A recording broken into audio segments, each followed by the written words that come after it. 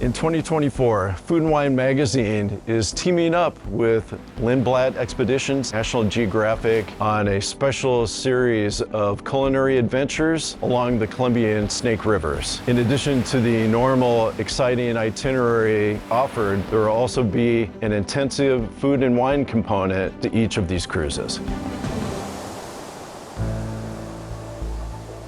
My name is Eric Degerman. I am president and CEO of Great Northwest Wine. We're wine journalists. We talk about wines from Washington, Oregon, British Columbia, and Idaho.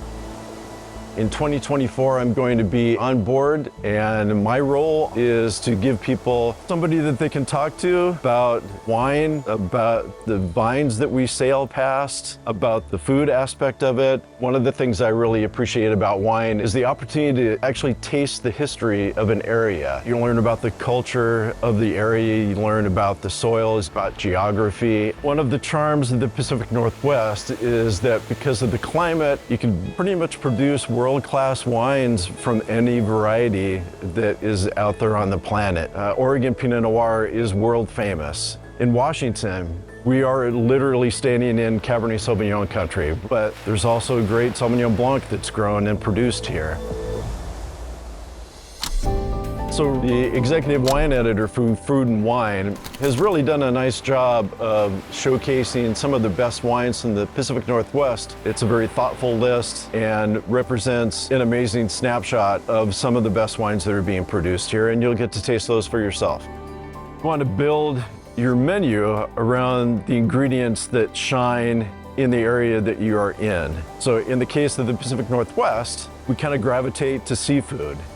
The wine list is very representative of that. On the other hand, cattle is grown in Eastern Washington, and so you're going to have the opportunity to experience some great pairings with big reds and beef from the area. And because of the balance in the wine, there's also going to be some really great vegetarian options and pairings for those.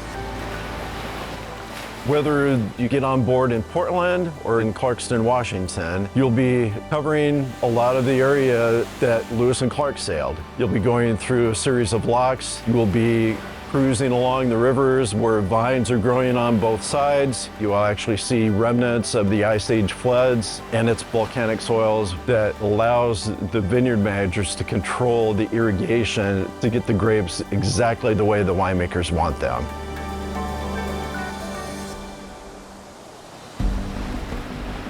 What I hope that people will pick up from their week of sailing the Columbia and Snake Rivers is that world-class wines are grown and produced here. And you actually come here and taste the wine where the grapes were grown. These cruises will give people a sense of the natural beauty that the Pacific Northwest has to offer and how the wine industry is a part of that.